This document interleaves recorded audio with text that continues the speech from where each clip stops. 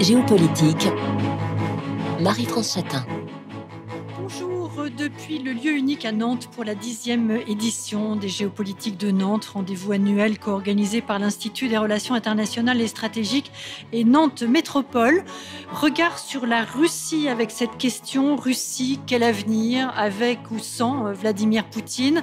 Le chef du Kremlin a décrété cette semaine la mobilisation partielle, soit l'engagement de 300 000 réservistes. Moscou a également annoncé l'organisation de référendums dans les territoires occupés afin de les rattacher à la Russie.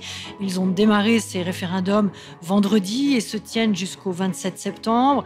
Vladimir Poutine a également relancé le chantage nucléaire. Alors pourquoi cette fuite en avant du président russe, sanctionné par les puissances occidentales, globalement en difficulté sur la scène internationale? Vladimir Poutine peut-il sortir vainqueur de la guerre, se maintenir longtemps au pouvoir alors que le conflit en Ukraine commence à déchirer la société russe?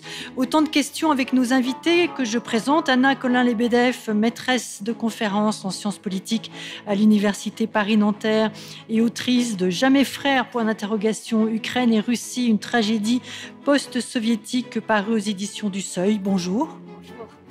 Elsa Vidal, rédactrice en chef de la rédaction en langue russe de Radio France Internationale. Bonjour. Bonjour Marie-France.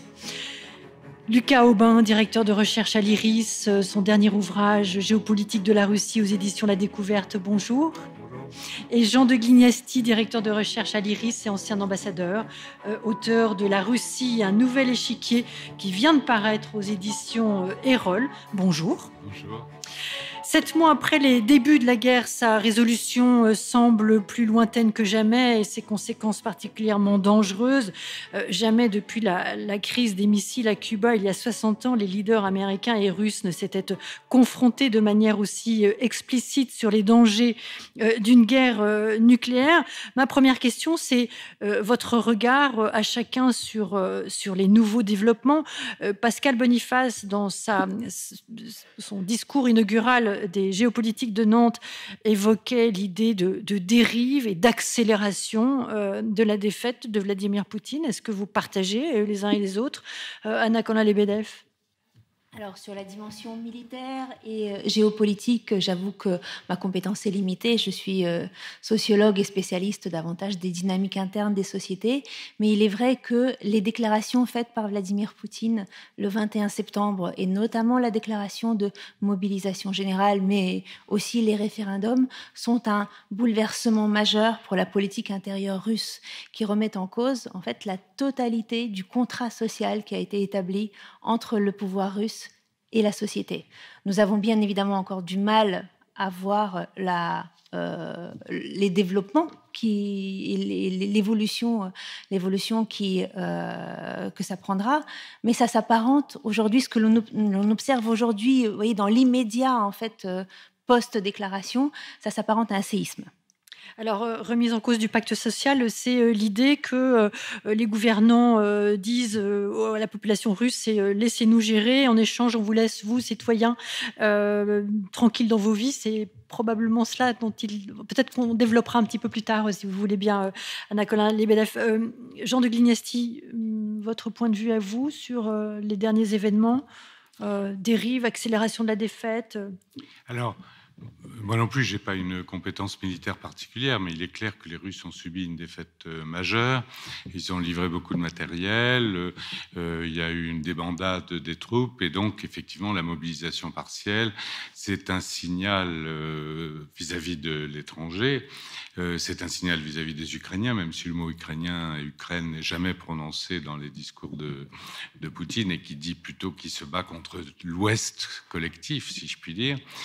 Mais surtout, il y a un message majeur, c'est que le référendum d'annexion, parce qu'il faut dire ce que c'est, est un référendum qui signale au monde entier et à l'Ukraine qu'à partir du moment où ces territoires défendus grâce à la mobilisation générale sont des territoires russes, à ce moment-là, tous les moyens sont légitimes pour les défendre. Et donc, ça veut dire une chose, ça veut dire que pour Poutine, il n'y a pas de défaite possible.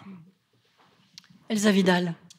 Alors, c'est vrai que ces référendums et la décision de la mobilisation nous ont fait entrer dans un moment historique assez particulier, parce qu'en Russie, la mobilisation, on ne l'a connue qu'au préalable, lors de la Première et de la Seconde Guerre mondiale.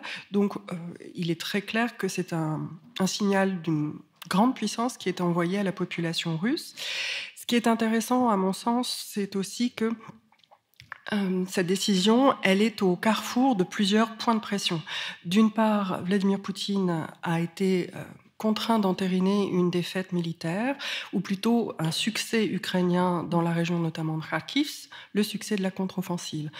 Parallèlement, il a quand même été mis au pied du mur par des gouvernements qu'on a tendance à présenter comme ses alliés, qui sont la Chine, la Turquie, également l'Inde, qui lui ont clairement intimé que leur préférence n'allait pas vers cette guerre et qu'ils ne pouvaient pas compter sur un soutien.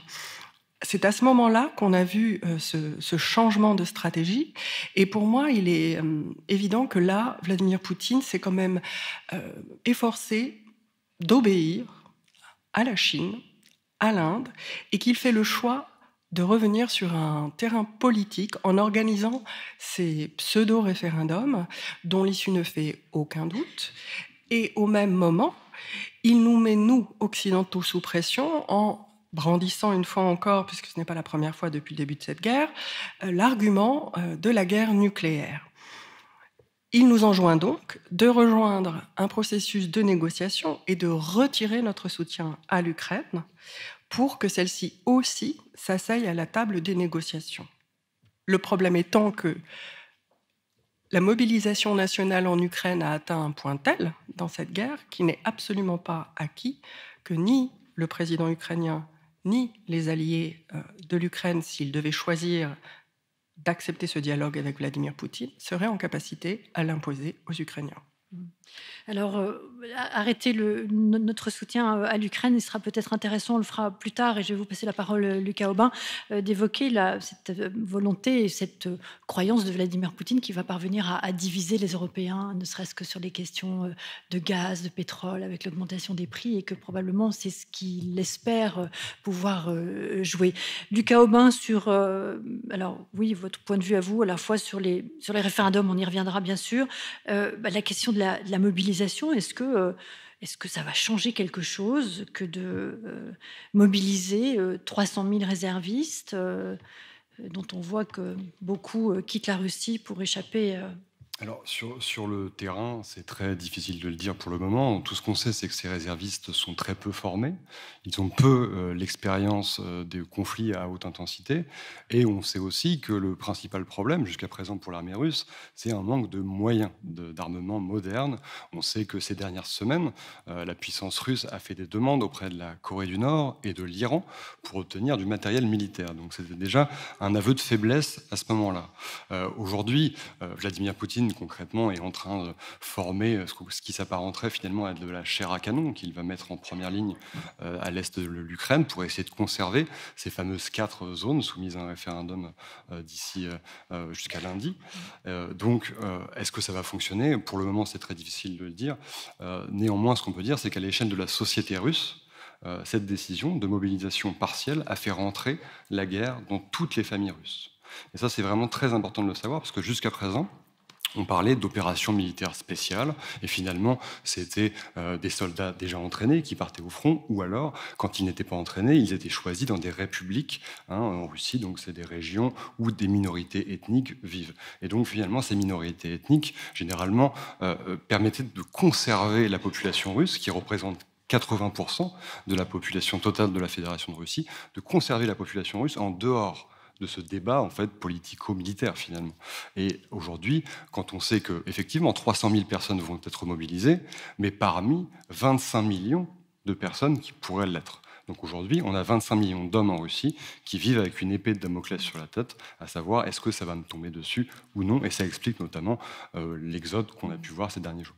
On voit ça effectivement, toutes ces images à la télévision de gens qui ont pris des billets hors de prix pour quitter la Russie ou en voiture pour atteindre les pays voisins. Et la question qui se pose, c'est peut-être de savoir si finalement la réaction de la population russe, est-ce que ça n'est pas finalement ce qui fait le plus mal à Vladimir Poutine, à Nicolas Lebedev? Alors, il y a effectivement jamais le pouvoir russe, en tout cas jamais le pouvoir de Vladimir Poutine, qui est, donc rappelons-le, président ou au pouvoir de manière, voilà, dans d'autres fonctions depuis 2000, donc depuis 22 ans maintenant, jamais il ne s'était autant mis à l'épreuve qu'avec cette mobilisation, qui n'a d'ailleurs de partiel que le nom. Il faut bien se dire que, vous voyez, l'affichage de la mobilisation partielle, limitée par Vladimir Poutine ne correspond ni à la réalité du décret de mobilisation qui a été signé, ni à la réalité de la mobilisation telle qu'elle se pratique déjà sur le terrain. Et ça, c'est important parce que c'est un facteur de fragilisation. Et je me permets d'expliquer. Donc, le décret de mobilisation lui-même, en fait, pourrait être un décret de mobilisation générale. C'est-à-dire qu'il ne fixe aucune limite, ni en termes géographiques, ni en termes quantitatifs, ni en termes de catégories de personnes qui sont mobilisables. Donc tous les mobilisables, tous les réservistes sont potentiellement mobilisables, sachant que les réservistes en Russie, ce sont tous les hommes ayant fait leur service militaire avant d'avoir atteint l'âge limite, et également les diplômés d'une centaine d'universités dans des spécialités totalement civiles, les universités disposant d'une chaire militaire. Donc il s'agit pour le coup des couches les plus éduquées, les plus urbaines, les mieux installées de la société, qui sont en fait officiers de réserve souvent sans avoir jamais tenu une arme entre les mains, et qui sont également dans cette catégorie potentiellement mobilisable. Donc le décret, vous voyez, ne les met pas hors de danger et hors de portée. Et je rejoins ce que disait Lucas sur la guerre qui rentre dans toutes les familles, mais surtout la pratique qu'on voit se développer sur le terrain, la mobilisation vient tout juste de commencer, mais on a déjà des signaux qui arrivent, et ces signaux nous montrent qu'en réalité, la mobilisation est authentiquement générale. C'est-à-dire que les autorités désireuses de remplir les quotas qui leur sont donnés, qui d'ailleurs, vous voyez, le 300 000 en réalité est un chiffre à prendre avec beaucoup de réserves. Dans le décret de mobilisation, il y a un point 7 qui a été caché et non rendu public, dont les autorités disent, parce que en fait, les chiffres de la mobilisation, les objectifs sont donnés dans le point 7, donc c'est un secret d'État et on vous le donne pas. Mais en réalité, c'est très extensible, c'est-à-dire que c'est une mobilisation partielle illimitée et qui est pratiquée comme ça. C'est-à-dire qu'aujourd'hui, on voit les autorités militaires locales qui raflent littéralement les citoyens en âge potentiellement d'être mobilisables. Et une fois arrivés dans les commissariats militaires, eh bien, ils font le tri, vous voyez, et tout ce qui peut être incorporé est incorporé, y compris des gens qui, juridiquement, n'ont pas à être soumis à la mobilisation. Les témoignages commencent à arriver déjà. En quoi est-ce que c'est important? Alors, au-delà de l'impréparation, effectivement, de toutes ces personnes mobilisées, au-delà de leur état moral, au-delà de la capacité à les armer et à les équiper, toute la population se sent d'un coup vulnérable, alors même que le pouvoir s'était attaché et le Kremlin et Vladimir Poutine en lui-même s'étaient attachés pendant tous ces derniers mois à rendre la guerre la moins sensible possible à la population russe, à les démobiliser le plus, à les désintéresser le plus à ce qui se passe en Ukraine, juste obtenir un espèce de soutien de façade, mais surtout rien de plus. Voyez ? Et là, tout d'un coup, on a un renversement, un basculement, et ce qu'on demande aux Russes, c'est un sacrifice de leur vie. Et on demande ça, effectivement, à chacune des familles, et ça, c'est totalement inédit. Alors, un tournant peut-être. Jean-Luc Dynastie, Elsa Vidal, la réaction de la population, est-ce qu'on peut y voir une sorte de réveil de la population? Est-ce que c'est un vrai défi pour Vladimir Poutine? Alors, il y a eu, en fait, c'est la troisième série, les grandes manifestations, très grandes manifestations, celles qui réunissent 100 000 personnes dans les rues de Moscou, etc. Ça a été en 2011-2012, au moment de la critique des trucages électoraux aux législatives et la critique de ce qu'on appelle le ROC, c'est-à-dire quand Poutine a remplacé Medvedev à la tête de l'État. Et puis ensuite, en 2018, ça a été cette fois-ci totalement sociétal, c'est-à-dire la réforme des retraites, qui a mis des centaines de milliers de personnes dans toute la Russie dans la rue, qui était purement sociétal, c'était pas politique. Mais Poutine l'a payé très cher en termes de popularité, et sans doute il le paye encore. Et là, c'est la troisième vague potentielle, si je puis dire. Pour l'instant, nous avons quelques éléments immédiatement interpellés, réprimés, etc. Mais il est clair que si on s'en prend à la population, il y a un risque pour le pouvoir qu'il y ait conjonction entre une critique politique, ce qui était le cas en 2011, et une critique sociétale, ce qui était le cas en 2018. Et cette fois-ci, il y aura jonction des deux. Et là, c'est une période dangereuse pour le pouvoir de Poutine. Elsa Vidal. Oui, je rejoins complètement ce qui vient d'être dit. On est entré dans une période inédite, dangereuse. Jamais Vladimir Poutine n'a risqué autant et n'a pris autant de risques personnels. Pour autant, je dirais que alors, la mobilisation qu'on voit aujourd'hui, elle relève, les réactions à la mobilisation des éléments des membres de la société qui sont contre la guerre, cette mobilisation, elle relève pour le moment des segments de la population qui sont acquis à l'opposition, qui sont traditionnellement dehors.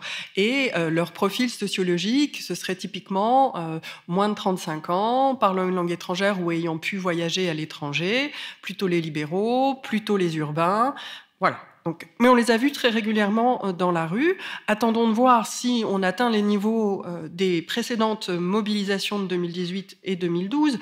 Ce qui est aussi très régulier et très, je dirais, pour le moment typique de la situation, c'est que la mobilisation militaire, cette fois, dans la pratique, elle est très inégalitaire. Elle est aussi inégalitaire que la mobilisation contre la guerre. Et notamment, on a vu au niveau des régions apparaître une totale divergence, c'est-à-dire que, par exemple, les hommes qui sont concernés par cette mobilisation ont tantôt le droit de quitter leur arrondissement, tantôt le droit de quitter leur ville, leur région, la République ou la Russie. Et c'est laissé dans une espèce de flou administratif. On a vu apparaître des mouvements de mobilisation contraintes d'étudiants dans des zones du pays qui sont peuplées majoritairement de peuples autochtones, natifs en Sibérie, qui ont déjà beaucoup contribué à cette guerre, mais qui viennent d'être rassemblés dans des universités et emmenés vers des avions. On a vu aussi, et là c'est encore autre chose, dans le Caucase, qui a déjà fourni un grand contingent de combattants, on a vu des mères s'opposer au départ de leurs fils et aussi Ramzan Kadyrov dire, bien qu'il soit en Russie, il n'y aura pas de mobilisation en Tchétchénie. Pourquoi ? Parce que la Tchétchénie a déjà rempli ses objectifs d'envoi de soldats, qu'il a chiffrés très précisément, ce qui est étonnant. Donc il y a, je dirais, un concentré de ce qui fait la vie politique russe habituelle. Des opposants qu'on connaît bien, une très forte inégalité dans la capacité à faire valoir ses droits. Quoi qu'on en dise, même si Vladimir Poutine a voulu très souvent parler de verticale du pouvoir, un certain désordre administratif. Est-ce que la crainte, parce que c'est véritablement un moment de saisissement et de crainte qui s'est installé en Russie dans les familles, va se cristalliser par une manifestation, une opposition durable? Je ne le sais pas, parce que les gens sont d'abord très occupés soit à fuir, soit à permettre de fuir. Et assez typiquement, l'opposition au pouvoir, c'est une vieille phrase que vous avez dû entendre, c'était pour les Russes se manifeste avec leurs pieds. Donc, le pouvoir étant très régulièrement, pas systématiquement, mais très régulièrement conçu comme une espèce de mal nécessaire, un peu inévitable, qui garantit contre le chaos, les familles essayent de se soustraire à son influence, de sauver les leurs, plutôt que de s'opposer au pouvoir, puisque les moyens disponibles au pouvoir sont si disproportionnés que la lutte semble assez peu gagnable. Tout l'enjeu est de faire croire ou de pouvoir communiquer d'un groupe social opposé à la guerre à un groupe social qui globalement cherche simplement à éviter ses conséquences, qu'il est possible de se mobiliser collectivement et de s'opposer collectivement, de faire société. Et ça va être plutôt difficile. Alors peut-être un élément intéressant, c'est il y a une question de génération hein, dans les mobilisations. On est bien d'accord. Peut-être je me tourne vers vous, Lucas Aubin, où on voit finalement les jeunes de moins de 40 ans contester plus facilement le pouvoir que leurs parents et être sensibles peut-être aux valeurs européennes. En tout cas, il y a véritablement ce distinguo générationnel à faire. Et là, dans ces mobilisations, eh bien, on voit les générations au-dessus de 40 ans se mobiliser parce que ce sont leurs enfants qui sont concernés. Lucas Aubin. Oui, alors, bon, moi, je ne suis pas sociologue. Néanmoins, ce que je peux dire sur cette question, c'est déjà, d'une part, on a beaucoup de mal aujourd'hui à chiffrer et à voir ce que pense l'opinion publique russe actuellement. C'est-à-dire que depuis la deuxième semaine de guerre, il y a une loi en Russie qui dit que tout un chacun n'a pas le droit de s'opposer à l'opération militaire spéciale sous peine d'être condamné potentiellement jusqu'à 15 ans de prison. Donc aujourd'hui, quand vous avez un sondage, même venant d'un institut sondagier censé être fiable, comme l'Evada par exemple, les réponses que vous allez obtenir sont des réponses qui vont généralement aller dans le sens du pouvoir, ou alors vous n'allez pas avoir de réponse du tout. Donc on est un peu, les chercheurs en tout cas, on est un peu aveugles en ce moment sur cette question-là. Néanmoins, il y a des signaux, par contre, qui me laissent penser que par-ci, par-là, la population russe, effectivement, commence à s'opposer au pouvoir ou à s'en désintéresser. Et je pense notamment, récemment, il y a eu une statistique qui montrait que les audiences de la télévision d'État en Russie avaient baissé de 30% depuis le début du conflit. Donc ça montrait potentiellement un désintérêt de la population pour ce qui se passait en Ukraine. Mais bon, difficile évidemment d'en tirer des conclusions et d'aller plus loin. Ensuite, on a vu cet exode dans les heures qui ont suivi l'annonce de Vladimir Poutine, ou en tout cas l'annonce qu'on attendait. Hein. On a vu ces avions pris d'assaut, des billets hors de prix qui ont été achetés par une partie des hommes de la population, une partie de la population russe. Lucas Aubin, je vous interromps parce que malheureusement le temps qui nous est imparti pour cette première partie est terminé, mais je vous relancerai bien sûr sur ces images d'exode que nous voyons depuis plusieurs jours sur nos écrans de télévision. On vous retrouve avec Jean de Glignesti, Elsa Vidal et Anna Lebedev après le journal. À tout de suite.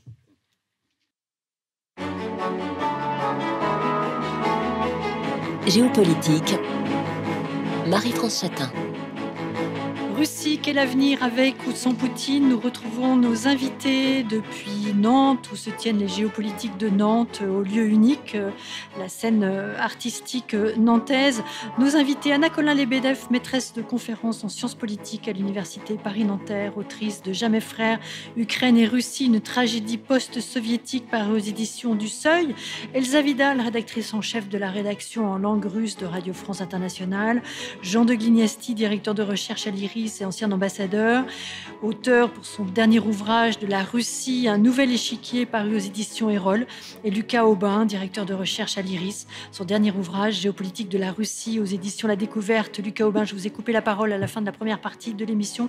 On était sur les questions de la mobilisation qui a cours aujourd'hui en Russie et ces images que nous voyons d'exode, de gens qui partent en voiture ou qui sont partis en avion pour ceux qui le pouvaient financièrement. Tout à fait, oui. C'est pas du tout évident, en fait, ces images d'exode, dans le sens où, par exemple, au lendemain de la prise de la Crimée en 2014, la cote de popularité du président russe, Vladimir Poutine, était montée à plus de 88% d'opinion favorable.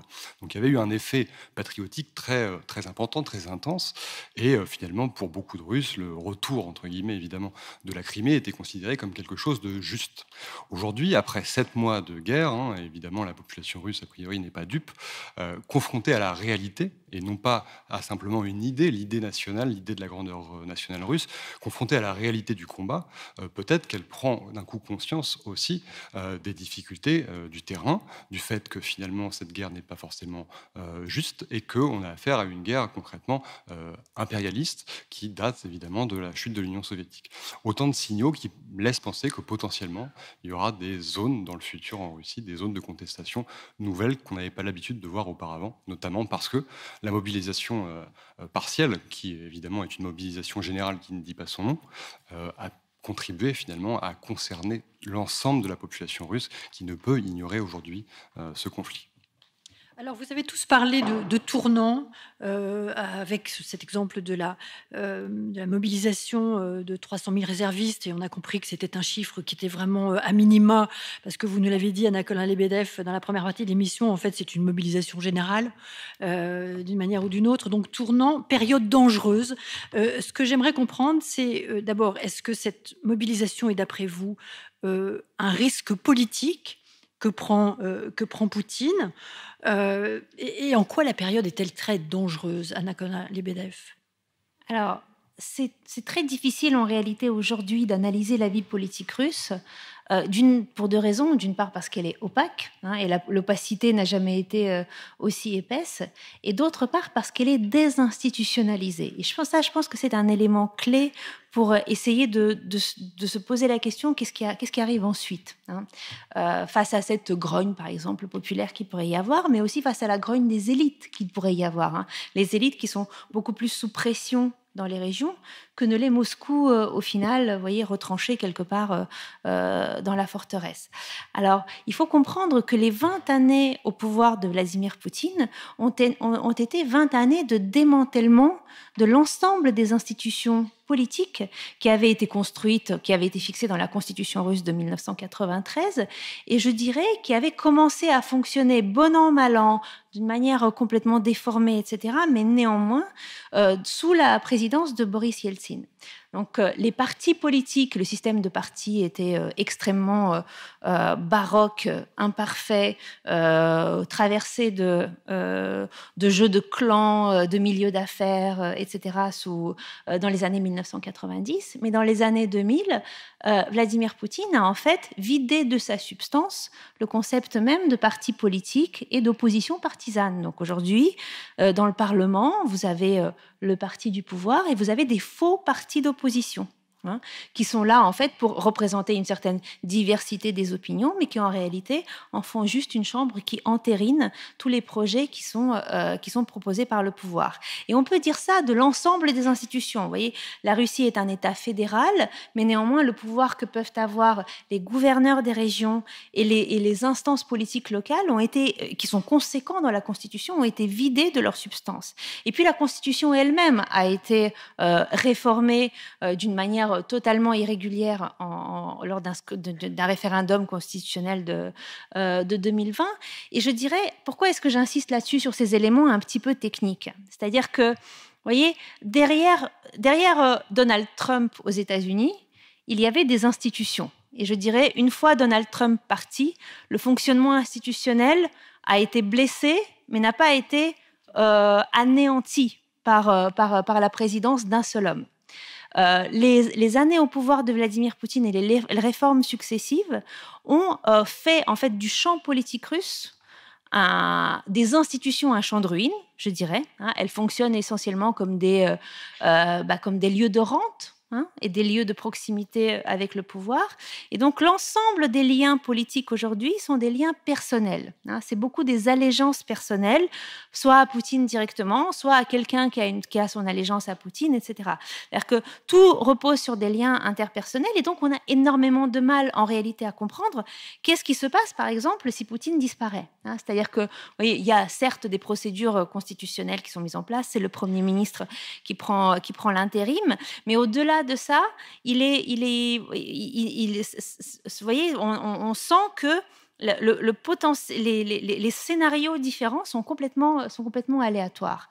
Alors d'où peut venir la contestation, Donc ça, c'est pour vous dire dire aujourd'hui ce qu'il y aura dans l'après-Poutine est totalement impossible. Alors d'où peut venir la contestation du pouvoir? De la population dans les rues?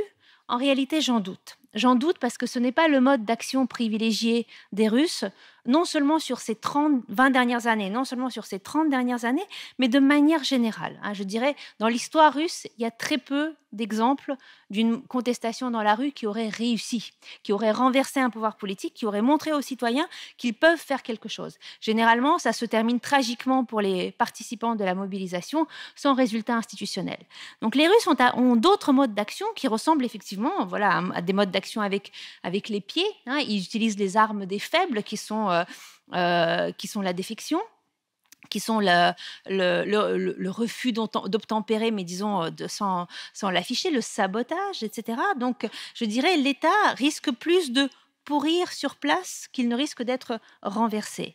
Et puis, il y a les élites. Et les élites, on a les yeux rivés sur le Kremlin, mais il y a les élites à différents niveaux. Et les élites à différents niveaux ne vont pas sortir dans la rue pour contester le pouvoir de Vladimir Poutine. En revanche, dans les couloirs, j'imagine que, vous voyez, cette situation peut fragiliser et créer des arrangements pour l'après, des jeux de pouvoir pour l'après. Et disons, Poutine peut cesser de devenir un atout pour devenir un handicap pour ces élites politiques qui tiennent aussi à leur fils qui reste en vie et à leur villa en Italie où ils ne peuvent pas aller pour l'instant et où ils aimeraient bien aller quand même. Ce qui confirme, mais peut-être je vais me tourner vers vous, que finalement, avec cette mobilisation, Poutine a pris un vrai risque politique. Elsa Vidal. Oui, il prend un risque politique et en même temps, il répond à une injonction politique qui vient donc de la Chine, qui était essentiellement son protecteur vis-à-vis de l'Occident. On avait très, très peur du soutien chinois à la Russie, et là, il y a eu clairement une indication qu'il n'en était plus question. Mais pour revenir à cette fragilisation, je pense qu'en Russie, indépendamment de catégories d'âge et de revenus sociaux, etc. Si on parle de la conception du pouvoir, le pouvoir doit être fort. Et là, Vladimir Poutine a été quand même désavoué ou abandonné par certains leaders mondiaux qui comptaient, sur lesquels il comptait, et donc il est en fragilité. S'il n'est pas en capacité d'amener à une partie des élites les résultats qu'elles escomptent, et déjà elles ont perdu accès à certains revenus, accès à certains biens, elles ont perdu le futur de leurs enfants, qui était en général prévu à l'étranger, puisque les élites les plus se présentant comme les plus patriotes, bruyamment patriotes en Russie, sont en général dotés d'un passeport d'une autre nationalité, de biens immobiliers, et envoient leurs enfants à l'étranger. Donc, il y a un risque de semer du mécontentement dans l'élite actuelle. Et puis, si jamais les référendums qui sont en cours maintenant apportaient une réponse partielle, c'est-à-dire si l'Ukraine continuait à attaquer et continuait à se battre et à remporter des victoires, il se peut aussi que le pouvoir soit dépassé sur sa droite par ce qu'on appelle le secteur Z.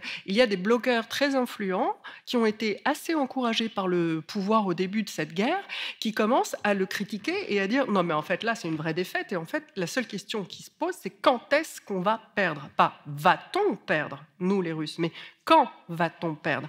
Et quand on appelle, parfois, ça peut nous arriver d'y penser à un changement de régime, ou en tout cas à un changement à la tête de l'État russe, il faut garder à l'esprit que ce changement peut se faire dans le sens d'un durcissement. Et c'est quelque chose à quoi on ne pense pas assez souvent. C'est-à-dire qu'effectivement, il y a un cadre constitutionnel. Si Vladimir Poutine venait, après une entente entre ceux qui valident sa présence au pouvoir ou dont il représente les intérêts, s'il était plus reconnu comme le meilleur représentant de leurs intérêts, on pourrait aller vers un scénario qu'on découvrirait au dernier moment, où il serait remplacé. Mais constitutionnellement, donc, il y a un Premier ministre qui, pendant 3 mois, prendra l'intérim, ainsi soit-il. Mais derrière, il y a le Conseil de sécurité. On pourrait tout à fait voir quelqu'un dont on ne parle pas tellement, mais qui s'appelle Nikolai Patrouchev, et qui est plus dur que Vladimir Poutine.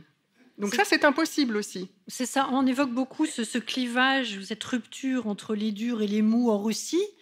Mais en fait, ce que vous nous dites là, Elsa Vidal, c'est un clivage aussi entre les durs et les encore plus durs que les durs. Enfin. Oui, c'est surtout que Vladimir Poutine, vis-à-vis de ce qui forme peut-être l'élite économique et dirigeante de la Russie, il est garant d'une certaine capacité pour eux à jouir d'un mode de vie, vis-à-vis de tous les Russes d'ailleurs, de jouir d'un certain mode de vie.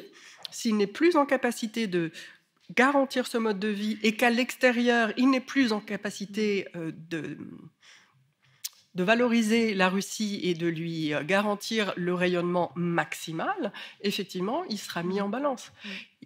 Vers quelle sortie irons-nous? Je ne crois pas non plus qu'on soit vers un retournement ou une révolution populaire, mais il pourrait y avoir une révolution ou un mécontentement populaire et dont les élites prendraient le prétexte aussi pour forcer peut-être Vladimir Poutine soit à infléchir son cours, soit à partir.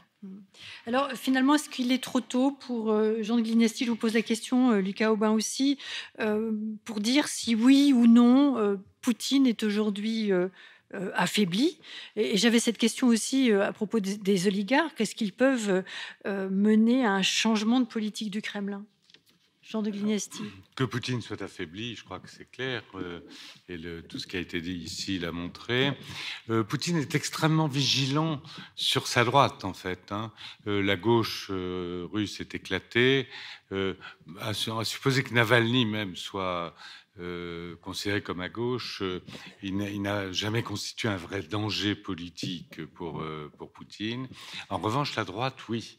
La droite nationaliste, d'ailleurs, Navalny n'a été un danger pour Poutine que justement parce qu'il avait repris une partie des thèses nationalistes, parce que ça a beaucoup d'écho dans l'opinion, et avec la corruption, bien sûr. Donc, en fait, le vrai danger pour Poutine, c'est son extrême droite nationaliste. Il y a des chances que Madame Douguina, donc une idéologue d'extrême droite nationaliste dont la voiture a sauté et ça visait son père, il y a des chances que ce soit les services russes qui l'aient fait. Les Ukrainiens n'ont pas revendiqué ceci. Les manifestations les plus violentes qui sont allées jusqu'au Kremlin dans les années 2010, c'était des manifestations nationalistes. Poutine a fait probablement le ménage, on ne sait pas si c'est lui ou pas, avec les mouvements d'extrême droite nationaliste dans les républiques de Donetsk et Lugansk. Il y a un certain nombre de gens dont la voiture a explosé, etc. Extrêmement vigilant pour garder le monopole, en quelque sorte, de la défense de la patrie, parce qu'il sait que ces thèmes sont très importants dans l'opinion russe. En ce qui concerne les oligarques, il y a en fait deux catégories d'oligarques très sommairement. Il y a les oligarques qui sont enrichis au moment de la période de Yeltsin, et ceux-là, ils ne doivent rien à Poutine, si ce n'est la survie et le maintien de leur capital. Donc Poutine les avait réunis et leur a dit, si tu veux garder ton argent, tu te tais, tu investis là où je te dis d'investir, et tu es sage sur le plan politique. Ceux-là, ce ne sont pas des amis de Poutine, mais ils savent qu'ils lui doivent quelque chose. Ce sont ceux-là qui, comme, je ne cite pas de nom, mais Friedman et d'autres, qui, lorsqu'ils sont à l'étranger, montrent qu'on voit bien qu'ils ne sont pas favorables avec la guerre. Et les autres oligarques, je schématise, ce sont ceux qui doivent leur fortune à Poutine. Et ceux-là, non, ils doivent leur fortune parce que Poutine leur a donné des prébendes, des choses. Et cette catégorie d'oligarques qui doit sa fortune à Poutine, elle n'a aucune influence sur Poutine, aucune. Elle fait partie de ceux qui lui doivent tout. Et donc, ce n'est pas eux qui vont faire bouger les choses. Alors, défense de la patrie, finalement, j'avais cette question que je vous pose, Lucas Aubin. Lucas Aubin, pardon, j'en ai deux, et peut-être qu'elles se rejoignent aussi d'une certaine manière. Comment est-ce que vous définiriez l'idéologie en place aujourd'hui en Russie ? Et j'avais cette question qui s'avère finalement être d'une naïveté absolue au regard de ce qu'on vient d'entendre.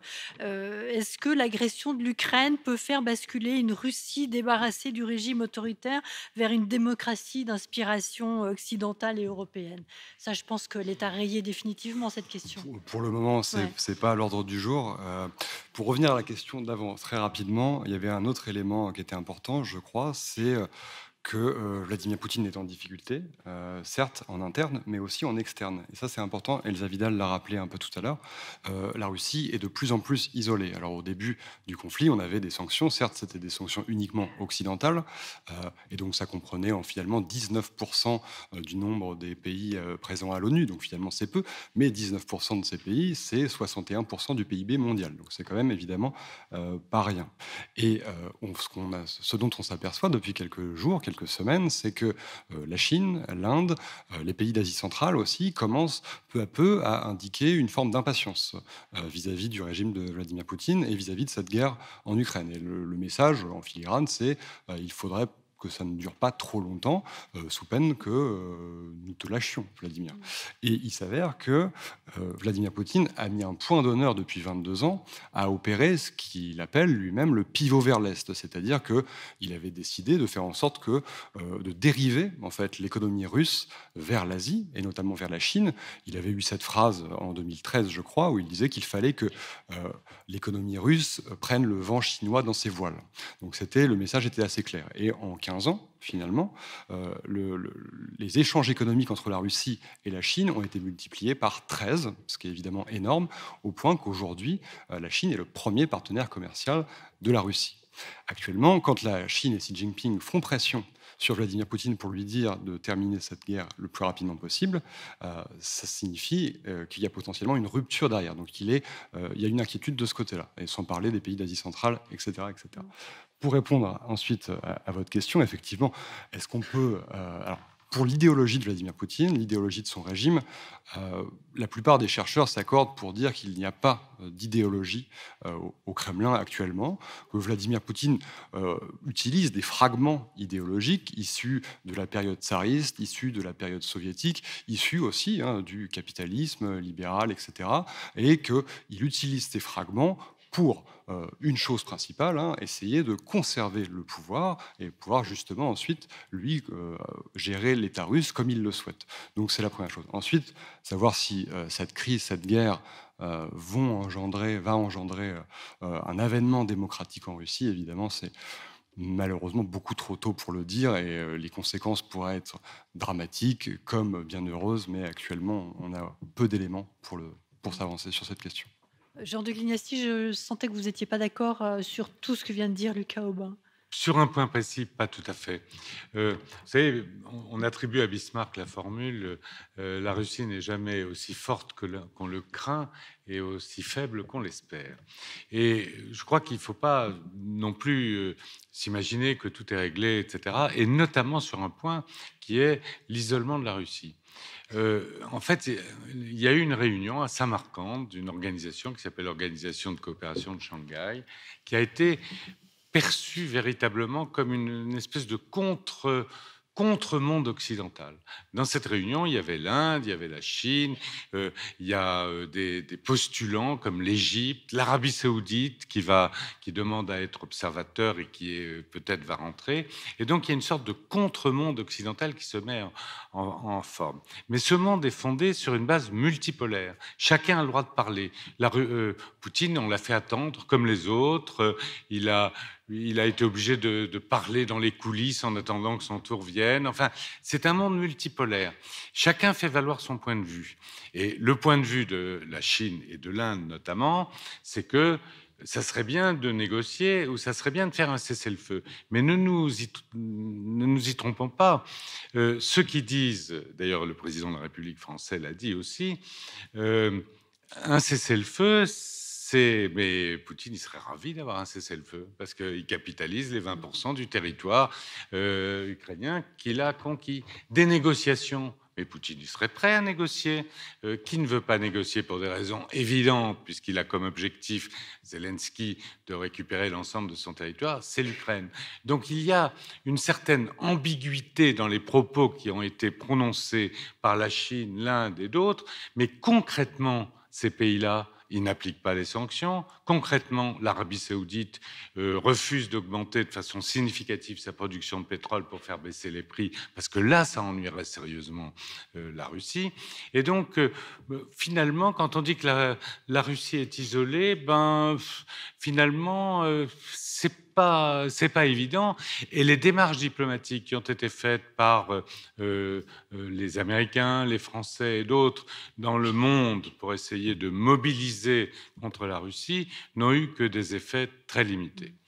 Anna Colin-Lebedev, je vous laisse la conclusion de cette émission très rapidement pour terminer. J'avais peut-être cette question, est-ce qu'il y a une bonne solution pour Vladimir Poutine ? La bonne solution pour Vladimir Poutine est-elle la bonne solution en général ? Ça, c'est une question que l'on peut poser. En réalité, c'est très difficile. On est vraiment au début d'un basculement aussi bien en termes de politique intérieure russe que de conduite de cette guerre. Effectivement, l'Ukraine aujourd'hui est très mobilisée, comme le disait Elsa Vidal. Alors, j'aurais peut-être une analyse un petit peu différente de celle de Jean de Glignasti.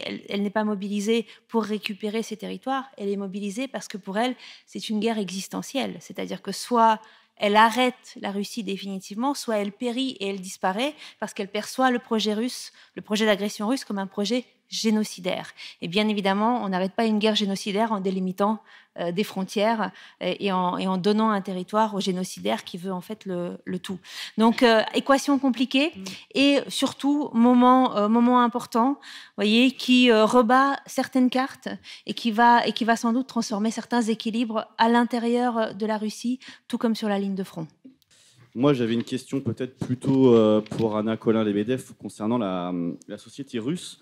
On vous a bien démontré qu'il n'y a pas de contre-pouvoir tant sur le plan politique que même économique. Il n'y a plus de force syndicale qui pourrait s'opposer à Poutine. Il y a une composante qu'on n'a pas abordée ici, c'est la composante militaire. Est-ce que l'on peut attendre de la part de l'armée une opposition, un coup d'État ou une opposition du moins à la perspective qu'adopte Poutine de ne rien lâcher en Ukraine, sachant qu'on a vu sur le plan militaire des défaites qui interrogent d'ailleurs sur la qualité de certains officiers qui sont vieillissants, sur des viols commis par des troupes, ce qui a l'air de traduire d'une armée qui est mal tenue. Et une question parallèle aussi que je vous pose, mais parce qu'en fait, j'ai eu une conversation avec mon médecin qui m'a dit qu'en regardant Poutine, il voyait un homme malade et qu'il avait l'impression qu'il était sous cortisone. Est-ce que vous avez des informations là-dessus sur l'état de santé de Poutine ou pas? On prend plusieurs questions, c'est ça? Première question, ouais. Une autre. Alors, après ça, je sais je vois qu'en bas, il y a aussi beaucoup de mains levées. Ah oui. Alors, merci. Donc, ma question, c'est sur. Ça sera pour Madame Lebedev également. Ce sera sur l'avenir de la religion et ses outils par le pouvoir russe. Du coup, à l'avenir, comment est-ce que le pouvoir pourrait utiliser la religion, donc l'orthodoxie, mais également l'islam qui devient une part grandissante de la société russe. Merci. Une troisième, et puis on va entamer les réponses. Oui, bonjour, et merci pour ces interventions. J'ai bien compris qu'apparemment, il ne fallait pas attendre que les Russes descendent dans la rue pour bouger les choses. Mais Madame Vidal, vous avez fait allusion aux blogueurs de la sphère d'extrême droite. Et en fait, ma question, elle portait sur l'état de la communication via les réseaux sociaux en Russie. Apparemment, c'est bridé. Même le mot guerre ne peut pas être employé. On a bien compris tout ça, mais je ne sais pas si quelqu'un pourrait répondre sur justement l'état des réseaux sociaux. Merci. Merci beaucoup. Alors, Anna Colin-Lebedev, je vous propose de répondre. Ok, sachant que bien évidemment, les autres participants sont invités à compléter, mais donner un complète, notamment sur votre première question sur la réaction de l'armée. Donc, Elsa avait évoqué ces correspondants militaires qui sont très suivis sur les chaînes Telegram et qui sont extrêmement critiques et qui ont l'oreille attentive ou qui expriment l'opinion de certains officiers haut gradés de l'armée russe. Cependant, pour l'instant, c'est une boîte noire. Donc, en réalité, moi, en tout cas, à titre personnel, je n'ai pas d'éléments qui me permettent de dire qu'il se passe quelque chose dans les rangs de l'armée. Donc, ça, c'est à suivre. Mais oui, on a une difficulté là d'accès qui rend difficile les conclusions. Sur le diagnostic de Vladimir Poutine, cela fait au moins 10 ans qu'à chaque photo, on essaye de trouver l'élément qui nous prouverait qu'il n'en a plus pour très longtemps. Bon, écoutez, voilà, tout le monde est mortel et soudainement mortel, et l'espérance de vie des Russes moyens n'est pas très élevée, de l'homme russe. Poutine s'en approche actuellement. Il l'a dépassé d'ailleurs. Oui, voilà, pour un moscovite, il est à peu près dans la moyenne. On peut considérer qu'il est bien soigné, mais voilà, il est dans une situation de grand stress quand même et de pression. Bon, là, on dérive sérieusement. Alors, sur la religion, quelques éléments, mais il y aura peut-être des compléments.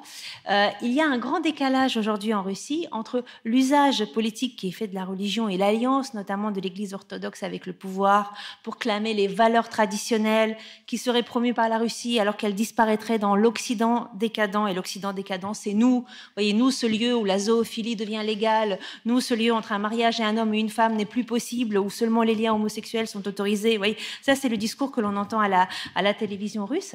Et ça contraste, en fait, avec les pratiques religieuses des Russes ordinaires, qu'ils soient d'ailleurs orthodoxes, musulmans ou représentants des autres religions, qui sont extrêmement faibles. C'est-à-dire que les Russes sont absolument pas religieux dans leur vie et leurs pratiques quotidiennes, vont très peu à l'église. Il y a plus des passants à l'occasion des grandes fêtes que des paroisses.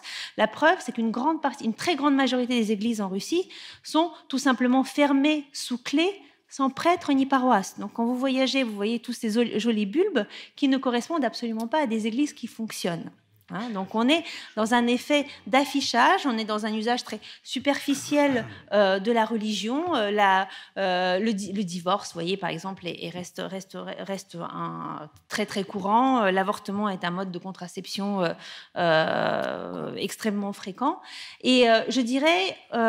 les valeurs traditionnelles prônées aujourd'hui par l'Église, les Russes ne les retrouvent pas dans leur vie quotidienne. C'est-à-dire qu'en théorie, ils sont pour, mais ce n'est pas présent dans le quotidien, ce qui ne veut pas dire qu'en fait, le pouvoir ne va pas continuer à essayer de s'appuyer là-dessus. Et d'ailleurs, on a vu aujourd'hui, non, pas aujourd'hui, on a vu dans une vidéo récente le patriarche Kirill dire aux mobilisés, écoutez, les mobilisés, je vous bénis parce que de toute façon, si vous mourrez, vous rencontrerez Dieu. Donc il va complètement envoyer dans le sens du soutien de la mobilisation générale et du sacrifice pour la patrie. Donc affaire à suivre. Avant de vous passer la parole, Elsa Vidal, je propose à Jean de Blignesti qui voulait rajouter quelque chose. Oui, tout ça est parfaitement exact. Je voudrais dire quand même que il y a un élément, même si la pratique est en effet faible, il y a un élément consensuel, enfin largement consensuel, qui est un élément identitaire de la religion orthodoxe. C'est-à-dire quand on demande à un Russe de quelle religion il vous dit il est musulman, il est juif, il est orthodoxe. Cet élément identitaire est fixé dans la Constitution, puisqu'en fait il y a 4 religions officielles, l'orthodoxie, le judaïsme, l'islam, et puis je crois qu'il y a le chamanisme, le bouddhisme, pardon. Et ces religions bénéficient d'un certain nombre d'avantages fiscaux, ils peuvent bénéficier de locaux, régionaux, etc. Donc, en fait, dans la politique d'expansion russe, il y a l'idée du monde russe. Et le monde russe, c'est un peu le fil directeur des interventions de Poutine, en fait. Et dans le monde russe, c'est-à-dire la protection du monde russe, voire l'expansion du monde russe, il y a l'idée de religion. Le monde russe, c'est la culture russe, la langue russe et la religion russe qui est l'orthodoxie.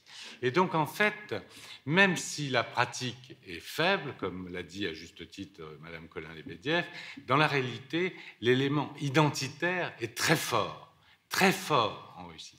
Et alors, ce qui sera intéressant, c'est de voir si, compte tenu de la disqualification du patriarche Cyril qui a soutenu la guerre en Ukraine, cet élément identitaire va continuer à vivre avec autant de force. Parce qu'il est clair que les propos tenus à plusieurs reprises par le patriarche russe soutenant la guerre en Ukraine ne sont pas acceptés par une grande partie des croyants. Et pas seulement les croyants orthodoxes d'Ukraine ou d'ailleurs, en Russie même. Donc il est très possible qu'il y ait une crise du positionnement de la religion et de la religion tout court en Russie après la guerre d'Ukraine.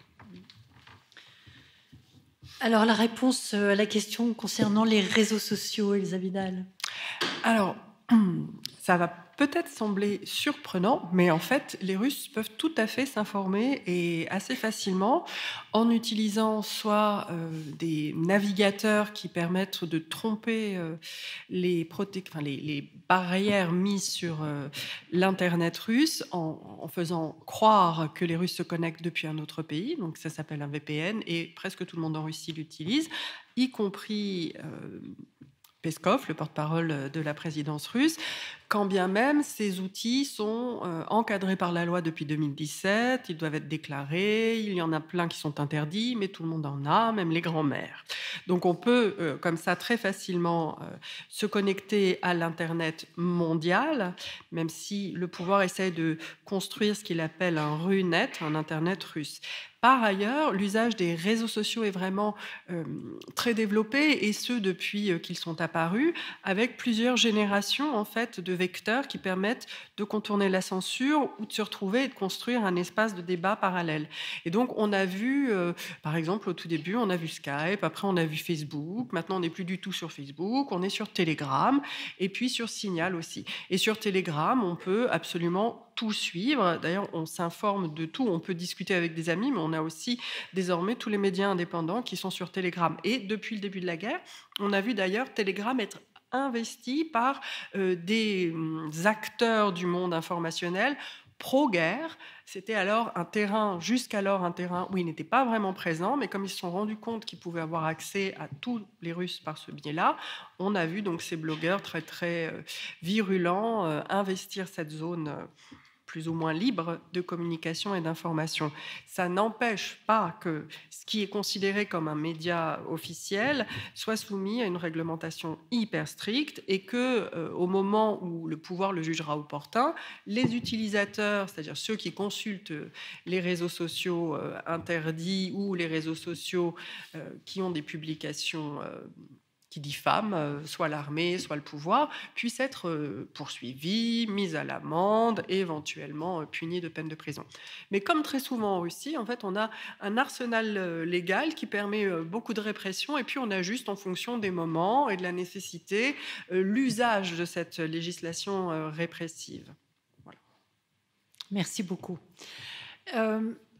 Voilà, alors d'autres questions ? Ici au centre, madame, monsieur derrière. Et monsieur devant, oui, monsieur qui a levé parmi les premiers à avoir levé la main, oui, absolument. Alors, moi, j'ai une question à madame Colin-Lebedev, une de plus.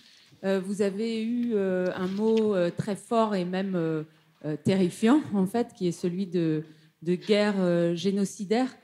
Et on voit bien comment, dans le discours du pouvoir russe, il y a une négation de l'existence même du peuple ukrainien comme entité distincte. Mais est-ce que vous croyez, dans quelle mesure est-ce que Vladimir Poutine lui-même, le pouvoir russe, l'armée, les officiers, les soldats sur le terrain, sont vraiment, selon vous, consumés en fait par cette idéologie génocidaire, comme ont pu l'être pendant la Seconde Guerre mondiale les soldats nazis sur les mêmes terres d'ailleurs, de Biélorussie ou d'Ukraine ou des pays baltes. Ou bien est-ce qu'il n'y a pas quand même dans le discours de Vladimir Poutine une part d'instrumentalisation de ce discours sur la Grande Russie, la Russie éternelle, tout ce que vous avez dit? Parce que ça fait vraiment très peur, ce que vous décrivez. Merci beaucoup. Monsieur. Oui, bonjour. Tout à l'heure, quelqu'un a parlé d'éventuellement une sorte de révolte des militaires. Il faut savoir qu'au sein de l'armée, des forces armées russes, c'est un département du FSB, du contre-espionnage, qui surveille l'armée. Donc, à mon avis, il n'y aura pas de révolte. Alors, ma question est celle-ci. Est-ce que la Rosgardia, la garde nationale russe, environ 400 000 hommes, je crois, est-ce qu'en fait, c'est une sorte d'armée politique dont le rôle est d'abord de protéger Poutine? Merci. Alors, à mon sens, non. Il y a un service de sécurité qui a été créé proprement par Vladimir Poutine et qui est chargé de sa propre sécurité et qui est notamment chargé de contrôler et défendre les moyens de communication qui sont les moyens de communication de la présidence. C'est-à-dire que, effectivement, Vladimir Poutine a pris soin, puis en cela il est l'héritier d'une longue tradition étatiste soviétique, de diviser les services et de s'assurer qu'aucun d'entre eux ne puisse avoir la haute main sur la totalité des moyens de communication et de sécurité du pays. Et les gardes frontières russes, la Rosgvardia, effectivement, est chargée de défendre les frontières de la Russie. Elle pourrait d'ailleurs être déployée dans les territoires qui votent à l'heure actuelle, entre guillemets, sur la question de veulent-ils ou ne veulent-ils pas rejoindre la Russie, donc je pense à DNR, LNR, Kherson, Zaporizhzhia. Si effectivement les résultats amenaient à une intégration de ces territoires, les troupes de la garde nationale, enfin, la garde frontière, pourraient être déployées, ce qu'elles ont parfois refusé de faire jusque-là, puisque dans le cadre des opérations spéciales, leur mandat ne pouvait pas être étendu au-delà du territoire russe. Alors, je propose de reprendre encore une question et j'ai pas oublié qu'on n'avait pas répondu encore, mais voilà, si on veut faire un petit bloc, est-ce qu'il y a une autre question et ensuite on...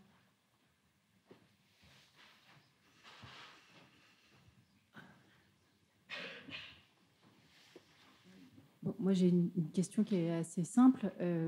quel avenir pour la Russie, quel avenir en tant que partenaire de l'Union européenne? Est-ce que c'est possible ou pas possible? C'est-à-dire dans la Russie du futur, là, dans les 10 prochaines années, est-ce qu'on pourra de nouveau devenir avoir des relations commerciales, diplomatiques, ou alors est-ce que là, on s'en éloigne quand même de manière assez drastique? Ça, je veux bien. Ok, bon, on commence à sur répondre. la guerre génocidaire. Alors, sur plusieurs éléments de réponse, et bien évidemment, on ne peut pas avoir à ce jour, étant donné que les enquêtes n'ont pas été... Oui, là, on est dans une situation qui se développe, qui est toujours en cours et qui est mouvante. Donc, c'est a posteriori qu'on pourra vraiment se poser la question, est-ce qu'il y avait une intention génocidaire dans les intentions du pouvoir politique et dans l'action des forces armées sur le terrain. Cependant, on a des éléments de réponse. Alors, dans le discours du pouvoir,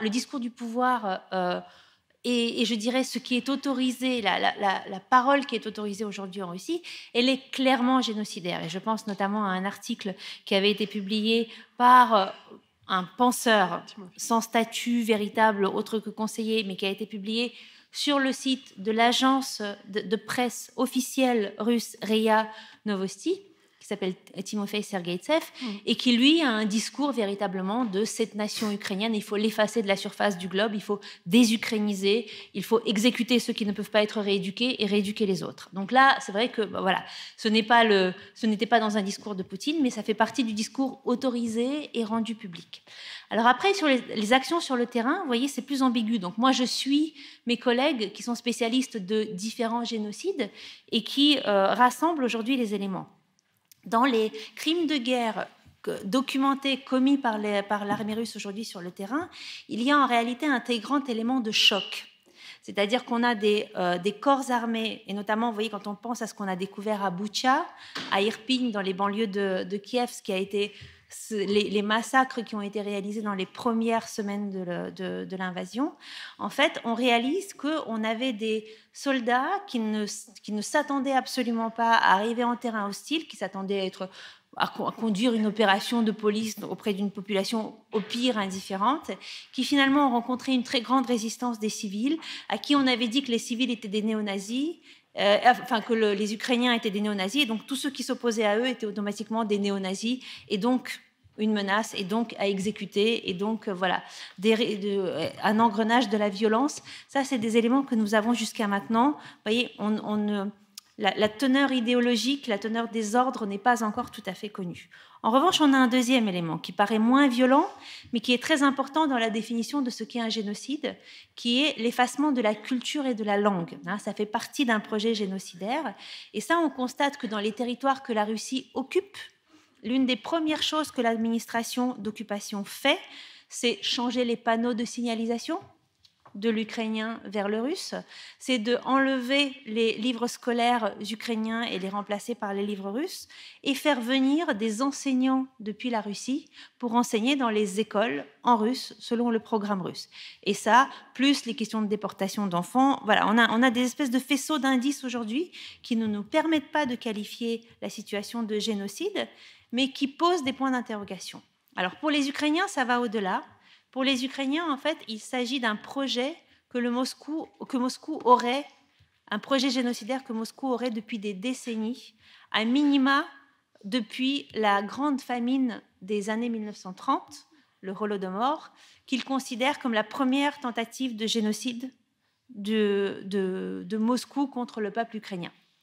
Donc, eux, ils inscrivent ça dans une continuité historique et on serait aujourd'hui au point culminant de cette continuité. Mais vous voyez,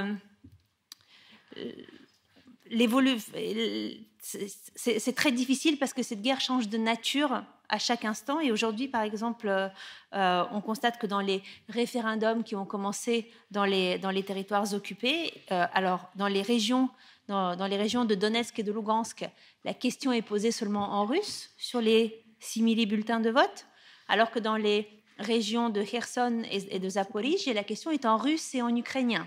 Donc il y a un peu une volonté de faire les choses autrement. Mais en tout cas, ce qui compte aujourd'hui, c'est que les Ukrainiens, eux, sont convaincus que c'est un génocide. Et ça a des conséquences politiques et des conséquences militaires. Merci beaucoup. Jean de Glignesti, sur la question de l'Union européenne, quel avenir pour la relation entre la Russie et l'UE? Oui, avant de répondre à cette question, je voudrais dire un petit mot sur le génocide. C'est vrai qu'il y a des éléments et qu'il faut vérifier tout ça. Le discours russe a été successivement nous ne sommes qu'un seul peuple, et puis ensuite nous sommes un peuple frère, et maintenant l'Ukraine n'existe plus, elle est néantisée. Si les Russes avaient voulu vraiment lancer un génocide, ils auraient détruit la plupart des grands monuments, la Laure de Kiev, Sainte-Sophie, et ils n'auraient pas distribué des passeports à tout le monde. Donc, si les crimes de guerre sont évidents, la notion de génocide me paraît un peu une notion, j'allais dire, un thème de guerre, un thème guerrier, en disant on veut nous détruire mais dans la réalité c'est plus complexe que ça, et cette complexité est une des explications de la défaite russe à ce jour. Sur la question de l'Union européenne, j'ai tendance à penser, pardonnez-moi, que c'est foutu pour assez longtemps.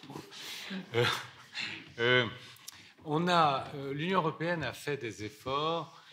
Ça a commencé très très bien, puisque nous avions avec la Russie un accord qui a été signé en 1997 et qui était l'accord le plus étroit et celui qui associait le pays le plus étroitement à l'Union européenne, avec des sommets. 2 sommets par an entre le président de la Commission et le président russe. Tout ça a été très intense. Ensuite, il y a eu un nombre de programmes considérables qui a été mis en place, les 4 espaces, justice, ensuite politique, économie, droit, sciences, justice, c'est déjà dit. Donc tout ça fonctionnait quand même absolument remarquablement bien.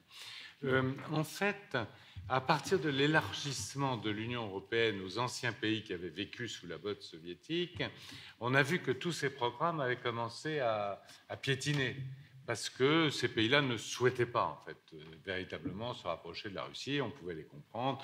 La Tchécoslovaquie, la Hongrie, les nouveaux membres de l'Union européenne ont commencé à mettre la pédale sur le frein.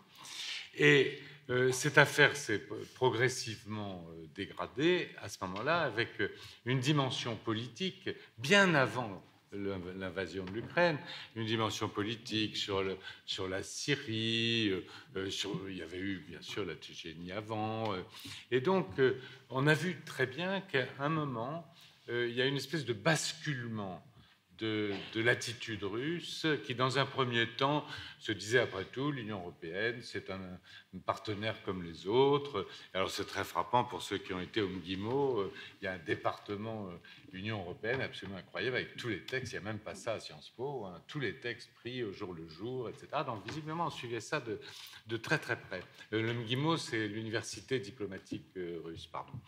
Et puis alors, la situation a commencé à se dégrader, et au moment de l'invasion de l'Ukraine, elle était déjà très mauvaise. Alors la première invasion, si je puis dire, en 2014, et puis déjà ça s'est dégradé. On a mis fin aux réunions, alors que même l'OTAN d'ailleurs avait repris ces réunions au niveau des ministres du Conseil OTAN-Russie ou des vice-ministres. L'Union européenne n'a pas repris les réunions au niveau des présidents, ou en tout cas des ministres des Affaires étrangères après 2014. Et alors évidemment, avec l'invasion du 24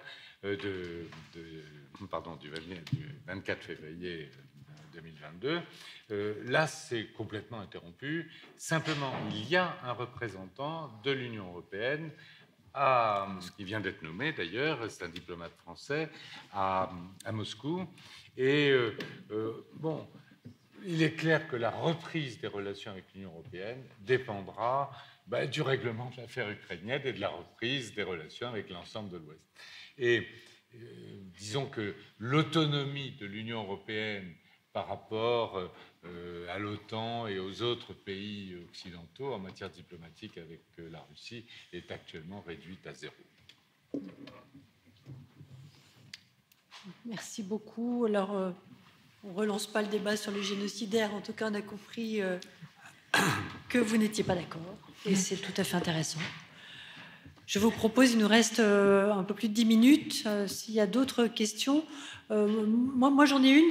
Mais ça m'étonne même qu'elle n'ait pas encore été posée. C'est la question du bluff sur le nucléaire. Enfin, est-ce que c'est du bluff de la part de Poutine ou bien c'est à moi que vous posez. Non, à tout le monde. Ou on t'attend peut-être. En tout cas, pardon. C'est sur le nucléaire, c'est en tout cas un aveu de faiblesse dans un premier temps, puisque l'argument du nucléaire avait été utilisé une semaine après, je crois, le début de l'invasion, une semaine après le 24 février, déjà parce que le premier plan, à savoir prendre Kiev en 72 heures, n'avait pas fonctionné. Là, acculé, l'armée russe décide, par l'intermédiaire de Vladimir Poutine, de réutiliser à nouveau l'argument nucléaire. Je crois qu'en fait, il a toujours été là. À l'époque, en 2014, au moment de la prise de la Crimée, il était déjà là aussi. On se souvient du discours de Vladimir Poutine qui, après, avait expliqué que des ogives nucléaires étaient déjà prêtes au cas où l'OTAN interviendrait au moment de l'annexion. Je crois surtout que c'est symptomatique que l'armée russe est en difficulté, qu'il va falloir trouver des solutions sur le terrain. C'est une façon de parler à sa population et de dire que les choses sont encore sous contrôle, puisque Vladimir Poutine le rappelle souvent, mais la puissance russe est la première puissance nucléaire de la planète, avec, je crois, 6500 ogives nucléaires. Par comparaison, les États-Unis en ont 6200 et la France 300, je crois, si je ne dis pas de bêtises. Donc, on voit l'écart, effectivement. Après, évidemment, à quoi ça sert, hein, ça pose une autre question, mais ça, c'est encore plus large. Après, si jamais Vladimir Poutine venait à attaquer, à utiliser, d'un point de vue tactique, l'arme nucléaire, les conséquences pour lui, pour son régime, pour la Russie, seraient évidemment dramatiques, puisque là, il ne serait plus simplement isolé des puissances occidentales, mais il serait aussi isolé probablement du reste du concert des nations, Chine comprise, Inde comprise, et ça, évidemment, il n'en est pas question. Alors, Jean de Glignesti, vous souhaitez rajouter quelque chose? Alors, moi, je suis très frappé par le fait que les États-Unis prennent ce bluff très au sérieux. Il y a eu des déclarations américaines au niveau du ministère des Affaires étrangères. Biden n'a rien dit de précis là-dessus, mais Blinken, oui. Et donc, si, d'ailleurs, Biden a dit don't do that ou don't. Hein, c'est-à-dire que cette façon même de réagir, ne le faites pas, ne le faites pas, ne le faites pas, ça montre que c'est malgré tout pris au sérieux. Pourquoi c'est pris au sérieux? Parce qu'encore une fois, grâce au référendum ou à cause du référendum, les Russes vont sanctuariser des territoires de l'Ukraine, assimilés au territoire russe. Or, à ce moment-là, ces territoires vont rentrer dans les cas de figure édictés par la doctrine nucléaire russe qui a été publiée en juin 2020. Et cette doctrine nucléaire inclut précisément la défense du territoire, et toute attaque du territoire justifierait une éventuelle riposte nucléaire. Donc nous rentrons dans un système de sanctuarisation, et encore une fois, je l'ai dit au début, l'utilisation du bluff nucléaire. Le bluff, c'est normal dans le nucléaire. Il y a un côté bluff naturel quand vous avez l'arme nucléaire, c'est l'ambiguïté, vous cachez votre jeu, vous cachez à l'adversaire à quel moment vous risquez de déclencher, il faut qu'il ait peur, qu'il ne connaisse pas les lignes rouges. Ça fait partie de l'incertitude de la dissuasion.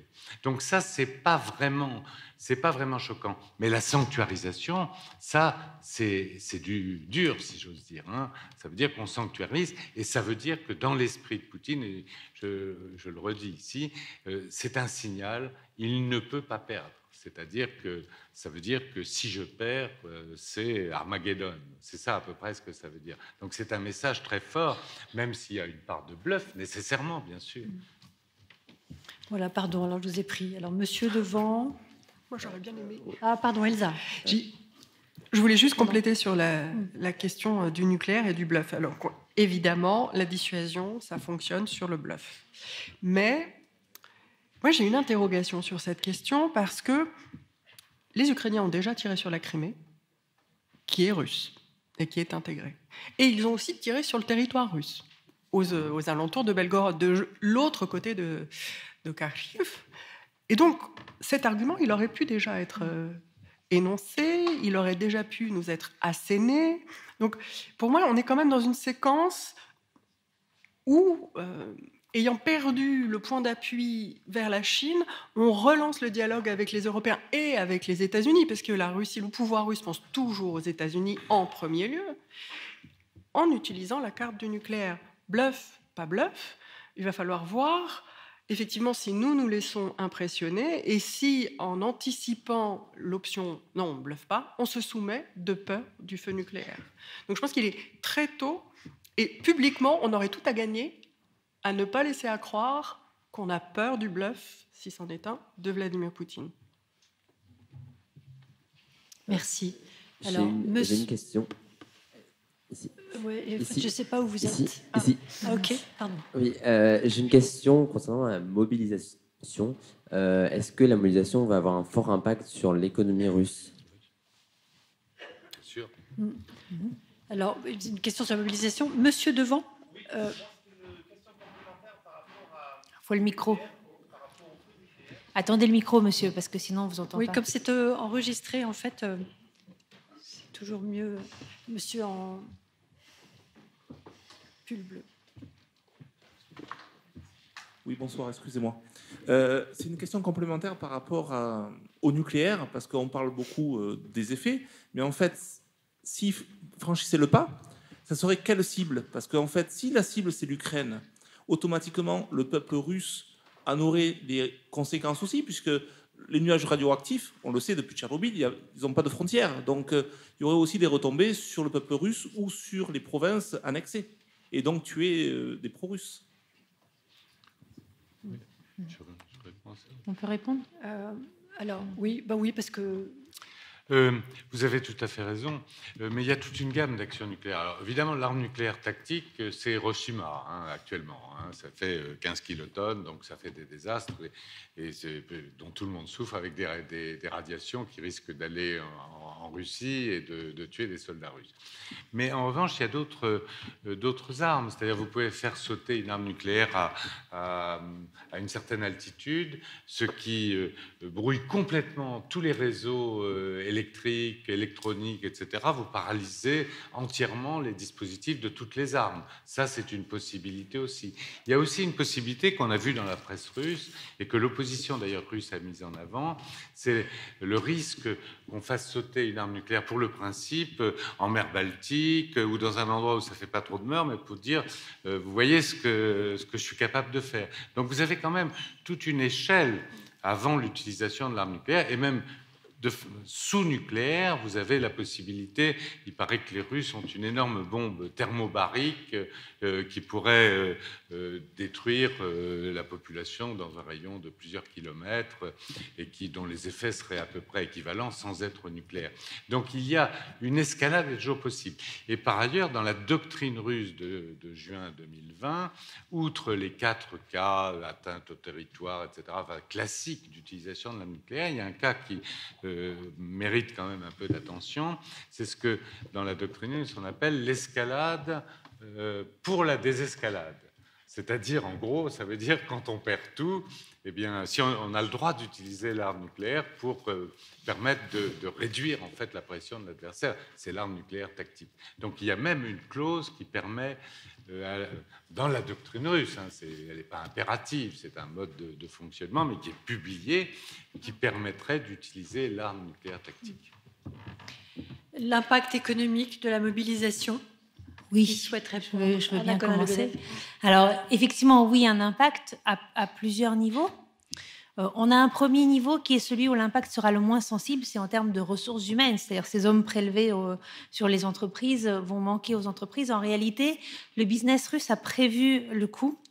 Depuis le début de l'agression russe sur l'Ukraine le 22 février, les entreprises recrutent massivement des spécialistes de ressources humaines pour une tâche spécifique, qui est la tâche de réserver, en fait, d'affecter une catégorie spécifique à un nombre d'employés clés pour les rendre non mobilisables. Il y a une catégorie comme ça qui existe en droit russe qui porte le nom de brogne. et qui en fait vous rend indispensable à l'économie nationale et à votre entreprise. Donc les entreprises russes se sont préparées à cela. Et puis rappelons-nous que la mobilisation va aussi toucher massivement des régions où le chômage est important, où les personnes ne travaillent pas forcément dans des secteurs extrêmement productifs. Donc c'est peut-être pas celui-là qui va peser le plus. Ce qui va peser peut-être davantage, c'est la pression sur l'économie du coût de la mobilisation, parce que tous ces hommes, en fait, il faut les nourrir, les équiper, les armer, les former. Ça demande des infrastructures, ça demande tout bêtement, vous voyez, des uniformes. Et on sait que sur le front ukrainien, eh bien, les combattants russes se plaignent de la vétusté de leurs uniformes, qui sont tous usagés, ils n'ont pas d'uniforme neuf. Vous vous rappelez également, peut-être pour ceux qui ont suivi les actualités, au début de la guerre, les rations alimentaires périmées depuis plusieurs années, qui avaient été retrouvées sur le front. Donc, vous voyez, déjà, l'armée russe n'est pas très... Il va y avoir une pression mise sur l'économie pour produire de l'armement, mais pour produire aussi d'autres choses sur le front. Et puis, une pression budgétaire, une pression budgétaire claire que va produire cette escalade. Et le budget russe, alors l'économie russe a une enveloppe qui s'appelle le fonds de stabilisation, c'est-à-dire que l'argent tiré notamment de la vente des hydrocarbures, les excédents budgétaires que l'économie russe avait chaque année, sur ces dernières années, ils ont été mis de côté comme un petit pécule. Voyez, comme le bas de laine de l'État russe. Aujourd'hui, ce bas de laine est en train d'être dépensé à grande vitesse. Et sur ces derniers mois, c'est pour vous parler aussi de l'impact de la guerre sur l'économie russe, sur ces derniers mois, l'économie russe est déficitaire, enfin le budget russe est déficitaire, le budget de l'État, ce qui n'avait pas été le cas depuis la hausse du prix des hydrocarbures. Sur l'année, ils sont encore légèrement excédentaires, mais ils prévoient déjà que le déficit va se maintenir. Donc oui, tout ça va coûter de l'argent. Le déficit, effectivement, le budget russe est prévu déficitaire pour les 3 années à venir, et le budget de la défense vient d'être augmenté d'1/3. Donc il va y avoir une pression croissante des dépenses de l'armée. Ça vient quand même en plus percuter complètement la désorganisation et le poids cumulé des sanctions qui ont été votées ces derniers mois. Donc on va avoir une reconfiguration très difficile de prévoir le résultat de celle-ci, mais c'est certain que ça va peser sur l'économie. Oui. Écoutez, je crois que ce sera... voilà, on a fait le tour de beaucoup de choses et l'heure qui nous est impartie est arrivée à échéance.